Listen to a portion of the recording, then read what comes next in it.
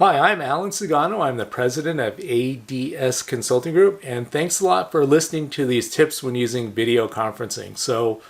Obviously, as everybody's working from home, it's been like Zoom slash WebEx slash GoToMeeting slash Teams slash whatever video conference madness. So, a couple of things that might help to make your experience a little bit better. If you are working from home, dual monitors is almost a no-brainer. And now you can pick up a second monitor for a couple $100. Probably one of the best investments you'll ever make. That way you can have the meeting on one screen or the faces on one screen, and then you can have, if somebody's sharing a screen, you can throw that share screen on another one, or have your email up, or just other things. Having dual monitors, I actually have 3 monitors on my desktop. And I've legitimately used 3, and I've actually had use cases to actually use 4, which is ridiculous, I know. But at least dual monitors, awesome. If you have only a laptop, you can get one, and I'll put a link here to a USB powered second monitor so you can even have dual monitors on a laptop. So that is a fantastic feature to have if you are doing any significant amount of video conferencing, and today everybody is, right? Also, obviously set passwords on meetings, especially with Zoom, so that you don't get Zoom bombed. People come in and just saying all this inappropriate stuff in the chat list.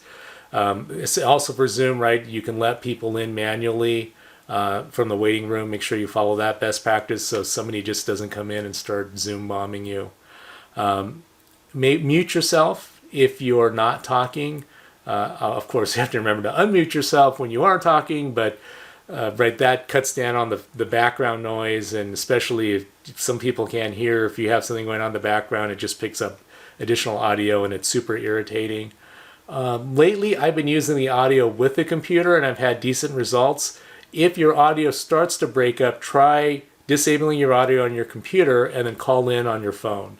That might give you at least a better audio connection or better experience. If you have a fast internet connection, usually you can use a computer for your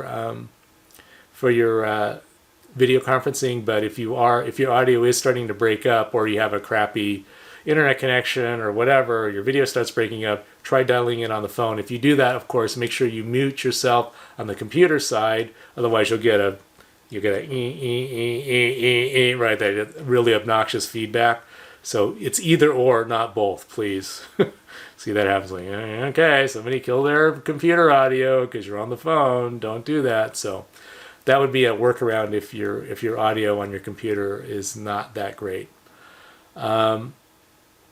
Also, if you're working from home, usually a wired connection, if you have the luxury of doing so, is going to be better than a wireless connection if you're on video. So if you're having problems, blah, blah, blah.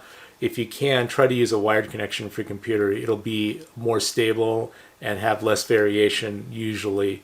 And that, of course, is depending on what kind of wireless you have and how close you are to the access point, blah, blah, blah. But as a general rule, you will have more consistent performance on a wired connection versus wireless.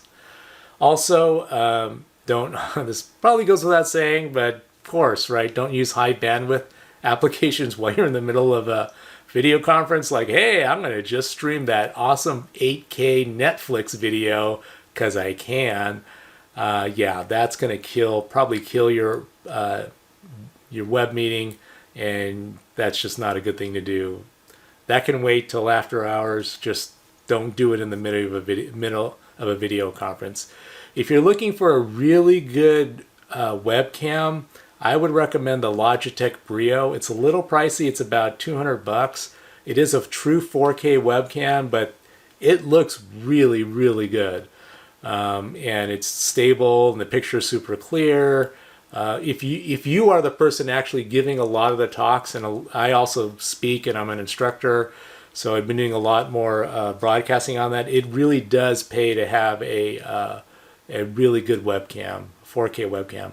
I'm shooting this on my Canon G7X, which is also 4K video. So I'm not using the webcam just because it's easier to set up with the background and everything and lighting. But for all of my web meetings, I use the Logitech Brio, and it's worked out really, really well. It was impossible to get when COVID hit, but now you should be able to get one relatively easy. It's about $200. Also, another thing is when you're not using, you're not in a video or you're not using the webcam, put a cover over the webcam, just cause.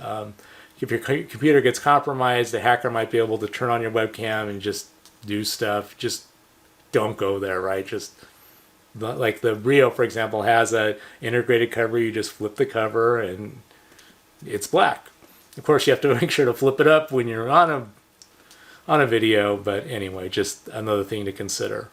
Also, if you're concerned about audio quality and you're doing a lot of videos, and especially if the Brio has an integrated microphone, which works pretty well for most of the things, but if you really want really, really good audio quality, like maybe you're doing a webinar, you're taping something, I have a blue raspberry mic. It's about $200. I'll put a link here on Amazon. That mic is awesome. It sounds so good. I'm not using it now, but I have used it on other YouTube videos, and the audio quality is noticeably better using that mic. So if you're really, really concerned about audio quality, that mic is fantastic, fantastic. Also, I'll put a link here for WebEx tutorials on just how to use it. I think people are pretty good, have gotten pretty good up to speed on terms of using WebEx and GoToMeeting and Zoom. I'll put a link for the WebEx tutorials, the GoToMeeting tutorials, and Zoom tutorials. You might want to take a look at those to look at some of the advanced features. Oh, and by the way, there was a pretty scary vulnerability announced in WebEx. So make sure that you're running WebEx 4.0.6.0 or later. So the problem with the previous versions of WebEx is that they didn't encrypt sensitive data in memory.